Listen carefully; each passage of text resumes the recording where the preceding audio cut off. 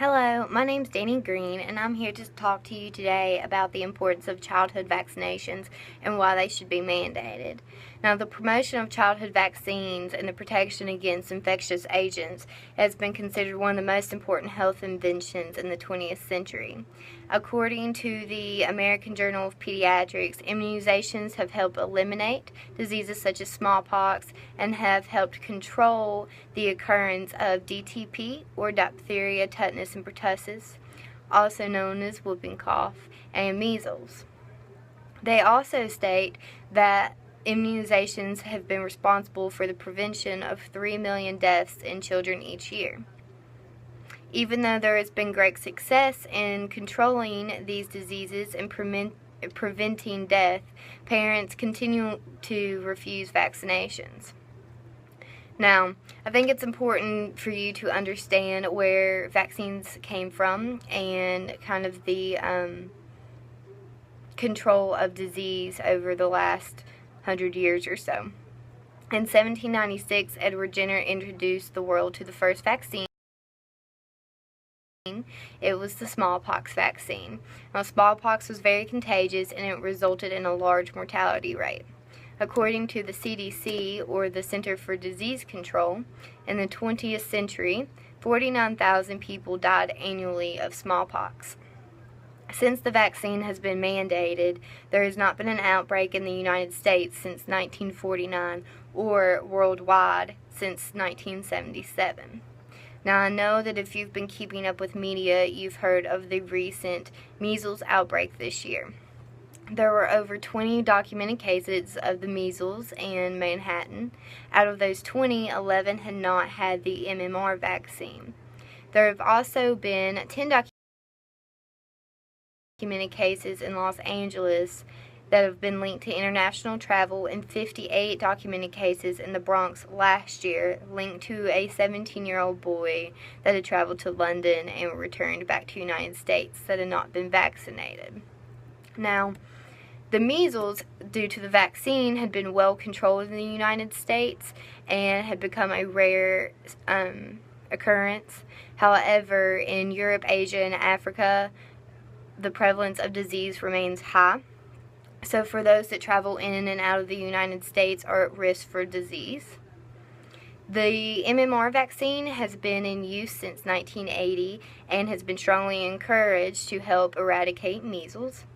However, in the early 1990s or 2000s, a autism scare has been preventing parents from getting their children vaccinated with the MMR. In 1989, a scientist and medical doctor by the last name of Wakefield published a paper stating that the MMR vaccine contained a mercury preservative by the name of thimerosal.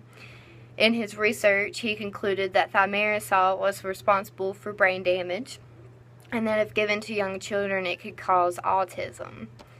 Wakefield's research was not adequate, and he actually lost his license to practice medicine in Europe due to the fact his research was funded by companies that were having lawsuits on vaccine manufacturing companies. However, as a protective measure, the FDA removed all thimerosal from MMR vaccines. So the MMR vaccines no longer contain thimerosal and are safe to use. But due to the scare, more people are wondering if vaccines are safe and are trying to protect their children and are not getting vaccinated.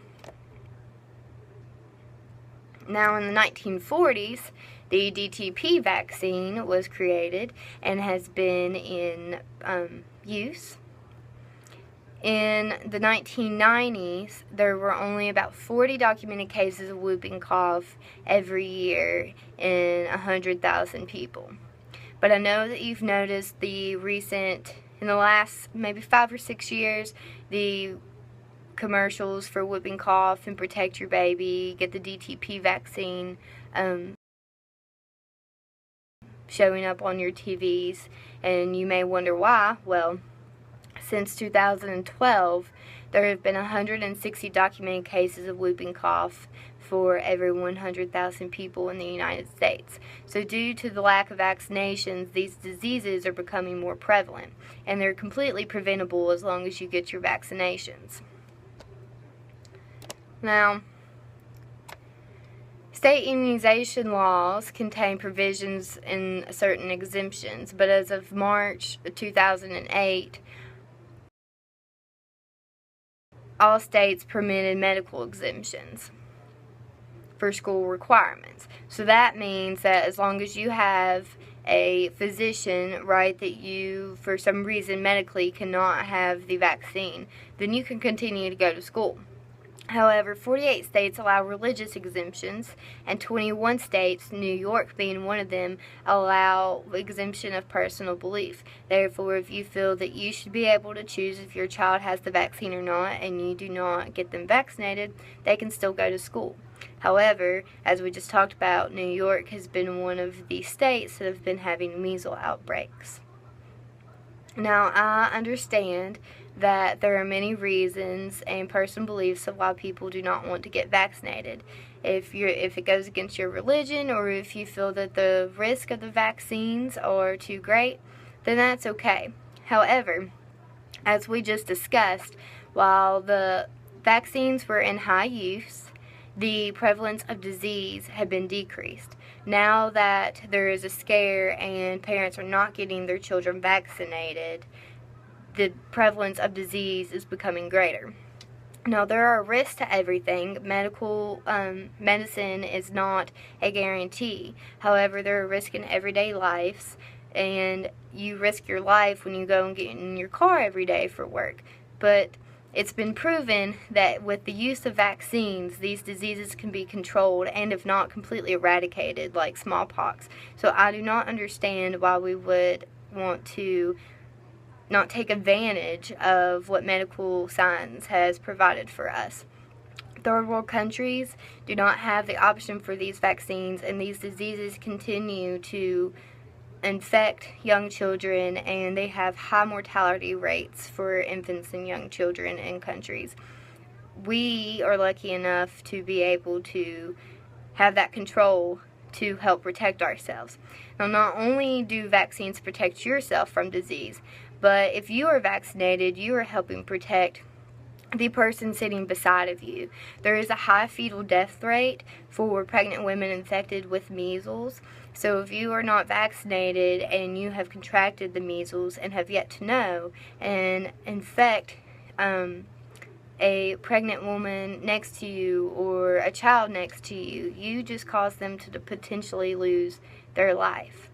So there are risks with medicine, yes, but the benefits of vaccines completely outweigh the risk. There may be an allergic reaction. You may develop a syndrome. It's possible that autism, but the chances are few.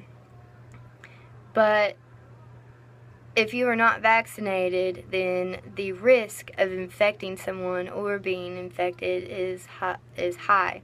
So if you get vaccinated, you save lives. So save a life and get vaccinated. Thank you. I hope this helped you understand a little bit about childhood vaccinations and mandation.